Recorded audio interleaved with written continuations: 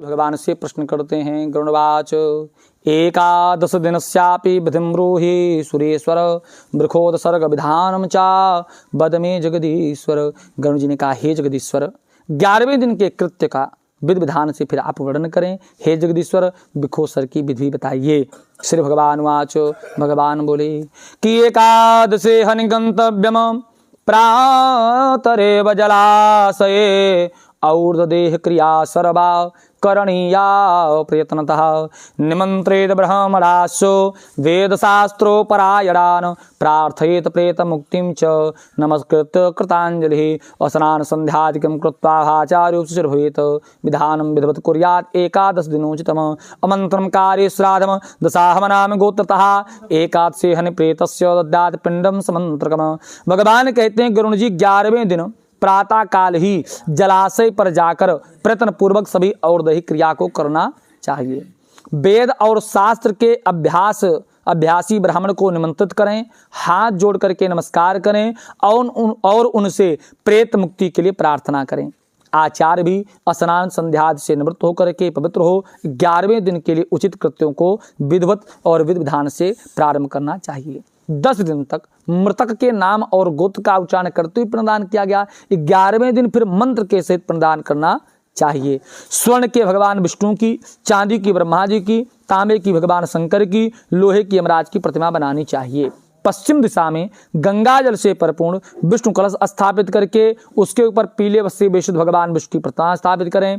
पूर्व दिशा में दूध और जल से भरा हुआ ब्रह्म कलश स्थापित करके उस पर श्वेत वस्त्र से बेशुद्ध ब्रह्मा जी की प्रतिमा स्थापित करें। उत्तर दिशा में मधु और घी से परिपूर्ण रुद्र कुंभ की स्थापना करके लाल वस्त्र से बेशुद्ध भगवान रुद्र की प्रतिमा उसके ऊपर स्थापित करें। दक्षिण दिशा में इंद्रोदक का मतलब होता है वर्षा के जल से परिपूर्ण यम घट की स्थापना करें और काले वस्त्र से बेष्टित उसके ऊपर यमराज की प्रतिमा स्थापित करें। मध्ये तो मंडलम कृत्वा स्थापित कौशकम सुतः दक्षिणामुखो भूत्वा अपसभ्यं च तर्पयेत विष्णुं विधं शिवं धरम वेद मंत्र स्तर्पयेत होम कृत्वा चरेत पश्चात् श्राद्धं 10 घटाधिकम गोदानं चातोदद्यात् पितॄणां तारणाय वै गौरेशां हि मयाता प्रीते तेस्तु माधव। उनके मध्य में एक मंडल बनाकर उस पर पुत्र कुश से निर्मित कुसुमयी प्रेत की प्रतिमा स्थापित करें। दक्षिण की दिशा की ओर मुख करके अपसभ्य होकर के तर्पण करें। पहले पुरुषा में सभ्य होकर के ब्रह्मा विष्णु धर्मराज शिव इन सब का वेद मंत्र से तर्पण करें। तब हवन करने के बाद में श्राद्ध और 10 घट आदि का आचरण करें। तदंतर पितरों को तरने के लिए गोदान करें। गोदान के समय कहें कि हे माधव, आपकी प्रसन्नता के लिए यह गौ दी जा रही है, इस गोदान के करने से आप प्रसन्न होंगे, ऐसा कहें। प्रेत के द्वारा फिर उपभोग करने वाली आभूषण, वस्त्र, वाहन, घृतपूर्ण कांसपात्र, सप्तधान, प्रेत के लिए लगने वाली वस्तुएं और तिलादि अष्टमहादान यदि मरने के समय न किया गया हो तो वो सारी सामग्रियां भी सैया के समीप रख करके सैया के साथ इन सब का भी दान करें। ब्राह्मण के चरणों को धो करके वस्त्र आदि से उनकी पूजा करें। मोदक, पुआ, दूध आदि पकवान उन्हें प्रदान करें। तब पुत्र सैया के ऊपर प्रेत की स्वर्णमयी प्रतिमा कांचन पुरुष को स्थापित करें और उसकी पूजा करके यथा विधि मृत सैया का दान करें। पूजित्वा प्रदातव्या मृत सैया यथोदितः प्रेतस्य प्रतिमा युक्ता सर्वोपकरणैर्वता प्रेतसय्या मया हयसा तुभ्यं विप्रणवेता इति आचार्या दातव्या ब्रह्मराय कुटुंबिने तथा प्रदक्षिणीकृत्य पटपत्य विसर्जेत। सय्यादान के समय इस मंत्र के पढ़ें कि हे ब्राह्मण, प्रेत की प्रतिमा से युक्त सभी प्रकार के उपकरणों से समन्वित यह प्रेत सय्या मृत सय्या मैंने आपको निवेदित की है। इस प्रकार कह करके परिवारी जन ब्राह्मण आचार्य को वह सैया प्रदान करें। इसके बाद प्रदक्षिणा और प्रणाम करके विसर्जन करें। इस प्रकार सैयादान और नमक आदि श्राद्ध और वृखोत्सर्ग विधान करने से प्रेत परम गति को प्राप्त होता है। एकादशे हनि विधिना वृखोत्सर्गम समाचरेत हीनांग रोगणम बालम तगत्वा कुर्यास लक्षणम। 11वें दिन ही विधिवत वृखोत्सर्ग श्राद्ध का आचरण करना चाहिए। वृखोत्सर्ग श्राद्ध में पहले बैल ही छोड़ा जाता, अब तो नारियल का बनाते हैं। तो यदि बैल छोड़ा जाए तो अंगहीन नहीं होना चाहिए, रोगी नहीं होना चाहिए और बालक बैल नहीं होना चाहिए जिसको हम वृखोत्सर्ग में लेवें। और रक्ताक्ष पिंगलो यस्तु रक्तः संगे खले खुरे स्वैत उदरो कृष्ण पृष्ठो ब्राह्मणस्य बधीयते सुस्निग्धवर्णो यो रक्ता क्षत्रियस्य बधीयते पीतवर्णस्य वैश्यस्य कृष्णासूदस्य ससते। 11वें दिन पूर्वक यह श्राद्ध करना चाहिए। और इसमें भी ब्राह्मण के उद्देश्य से लाल आंख वाले, पिंगल वर्ण वाले, लाल सींग, लाल गला, लाल खुर वाले, सफेद पेट तथा काली पीठ वाले वृषभ का उत्सर्जन करना चाहिए। क्षत्रिय के लिए चिकना और रक्त वर्ण वाला, वैश्य के लिए पीत वर्ण वाला और शूद्र के लिए कृष्ण वर्ण का वृषभ वृकोदसर के लिए प्रशस्त माना जाता है। यस्तु सर्वांग पिंगम या श्वेता पुष्पदेशा सा पिंगो इति प्रत्याहु इत्याहु पितराम पीत वर्धनाचरणास्तु मुखम पिक्षम यस्वेतान गोपते लाक्षार सवर्णो यः सा नील इति कीर्तः लोहितो यस्तु वर्णेन मुखपुक्षे चा पानुरः पिंगाखुरविषाणाभ्यां रक्तनीरो निगद्यते सर्वांगेषु वाकर्णो सर्वांगेषु कवर्णो यः पिंगापुक्षे खुरेषु यः तम नील पिंगम इत्याहु पूर्वजो उद्धारकम। जिस वृषभ का सर्वांग पूरा अंग पिंगल वर्ण का हो, पूंछ और पैर सफेद हो, वह पिंगल वर्ण वृषभ कहा जाता है। पितरों की प्रसन्नता बढ़ाने वाला होता है, ऐसा कहा गया है। जो वृषभ के पैर, मुख, पूंछ श्वेत हो, सफेद हो, से शरीर लाख के समान वर्ण का हो, उसे नील वृक्ष कहा जाता है। जो वृषभ लाल रंग का हो, जिसका मुख और पूंछ पांडुर वर्ण का हो, खुर और सींग पिंगल वर्ण के हों, उसको रक्तनील वृक्ष कहते हैं। जिस सांड के समस्त अंग एक रंग के हों, पूंछ खुर पिंगल वर्ण का हो, उसे नील वृक्ष कहा जाता है। यह पूर्वजों का उद्धार करने वाला होता है। जो कबूतर के समान रंग वाला हो, जिसके ललाट पर तिलक सी आकृति हो, सर्वांग सुंदर हो, वो बभ्र नील वृषभ कहा जाता है। जिसका संपूर्ण शरीर नील वर्ण का हो, दोनों नेत्र लाल रंग के हों, उसे महानील वृक्ष कहते हैं। इस प्रकार ये 5 नील वृक्ष बताए गए हैं। यदि घर में इनका जन्म हो तो इनको दाग करके, मतलब इनके चिन्ह अंकित करके इनका उत्सर्जन करना चाहिए। बताया कि बहुत से पुत्र हों, उनमें से कोई एक पुत्र गया श्राद्ध चला जाए, तो जितनी उसकी पितृजन प्रशंसा करते हैं, उतनी ही पितृजन वृकोत्सर्ग श्राद्ध करने वाले पुत्र की भी प्रशंसा करते हैं। जो पुत्र वृकोत्सर्ग करता है, गया जी में श्राद्ध करता है, वही पुत्र पुत्र है, नहीं तो विष्ठा के समान कहा गया है। बताया कि जो पुत्र सा एव पुत्रो मंतव्य वृकोत्सर्गम तो यश्रेत गयायाम श्राद्धाता चा यो अन्य विष्ठा समः किल। जो पुत्र गया श्राद्ध करे, वृकोत्सर्ग श्राद्ध करे, वही पुत्र पुत्र है, नहीं तो विष्ठा के समान है। रौरवादिश्चे केचित् पच्यन्ते स पूर्वजा वृकोत्सर्गेण तान् सर्वास्ताज 21 वृकोत्सर्गम किलेक्षन्ति पितरा स्वर्गतापि असमद वंशे सुता को वृकोत्सर्गम करती। जिसके जो कोई पूर्वज रौरो आदि नरक की यातना पा रहे हैं, 21 पीढ़ी के पुरखों के सहित उद्धार करने के लिए वृकोत्सर्ग श्राद्ध करना चाहिए।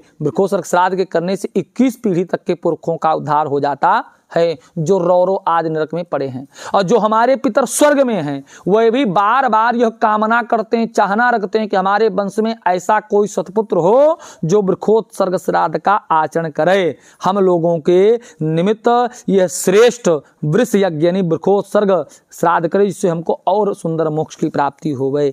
इसलिए पितरों की मुक्ति के लिए यथोक्त विधान से प्रयत्न पूर्वक वृकोत्सर्ग करना चाहिए। वृकोत्सर्ग श्राद्ध करने के लिए बताया कि ग्रहों की स्थापना करें, उनके मंत्रों के द्वारा उनका आवाहन पूजन करें, हवन करें, शास्त्र के अनुसार वृषभ और गौ माता की पूजा करें, बछड़ा और बछड़ी को ले जाकर कंकड़ बांधें, वैवाहिक विधान की अर्थात विधि के अनुसार स्तंभ में उन्हें बांध दिया जाए। फिर बछड़ा और बछड़ी को रुद्र कलश के जल से स्नान करावें, गंधमाला आज से समय पूजा करके उनकी प्रदक्षिणा करें। तंत्र वृषभ के बैल के दाहिने भाग में त्रिशूल और बाएं भाग में चक्र का चिन्ह अंकित करें, तब उसे छोड़ें और हाथ जोड़ करके पुत्र इस मंत्र को पढ़े कि धर्मस्तम वृष रूपेण ब्रह्मणानमता पुरा तवो सर्ग प्रदानेन तार्य शुभमणवात। पूर्व काल में ब्रह्मा जी जब सृष्टि कर रहे थे, उन्होंने सबसे पहले आपकी रचना की। आप धर्म के प्रतिरूप हो, इसलिए मैं आपका उत्सर्जन कर रहा हूँ। तुम्हारे उत्सर्ग करने से हम या हमारे पितृजन भवानों से पार हों। इस मंत्र से नमस्कार करके बछड़ा और बछड़ी को छोड़ दें। जो भगवान कहते हैं, जो इस प्रकार वृकोत्सर्ग श्राद्ध करता है, मैं उसे सदा वर प्रदान करता हूं और उसके पूर्वजों का माता पिता को उद्धार करता हूं, उनको सद्गति प्रदान करता हूं। अतः वृकोत्सर्ग कर्म अवश्य करना चाहिए। यदि चाहें तो अपने जीवित अवस्था में भी वृकोत्सर्ग श्राद्ध कर सकते हैं। कोई पुत्रहीन मनुष्य हो तो स्वयं अपने हाथ से भी वृक्षोत्सर्ग श्राद्ध कर सकता है। कब करे तो बताया कि शुभ लगने मुहूर्ते चा शुचोदेशे समाहिता ब्रह्मणं तु समाहुय विधिज्ञम शुभ लक्षणम जपैर होम तथा दानैर प्रकुर्यादेषु तम पूर्वत सकलम कृत्वा कुर्याद उन्नाक्षणम। बताया कि शुभ लग्न और मुहूर्त में, शुभ लग्न और शुभ मुहूर्त में पवित्र स्थान में समाहित चित्त हो करके विधि जानने वाले शुभ लक्षणों से युक्त ब्राह्मण को बुला करके जप होम तथा दान देकर अपनी शरीर को पवित्र करें, देह को पवित्र करें। देह को पवित्र करके पूर्वोक्त रीति से सभी होमादि कृत्यों को करना चाहिए।